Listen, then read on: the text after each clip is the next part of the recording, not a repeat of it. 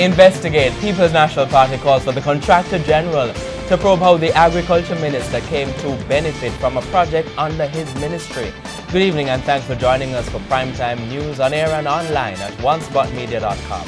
I'm Archibald Gordon. And I'm Lorraine Samuels. Also this evening, details, public commentators on what the Prime Minister needs to say about the controversy engulfing the Chinese-built North-South Highway. Vicious, why were a couple killed in Clarendon? Explain yourself, Indigent Housing Program under the microscope. In business news, the Chief Medical Officer dismisses criticism that he's against the ganja industry in Jamaica. There's also sports commentary and weather in this newscast. But before the break, the feedback question. We're asking what can be done to catch the so-called big fish involved in corruption. Share comments online, facebook.com/Television Jamaica and tweet at Television Jam. Stay with us, Primetime News returns right after this break.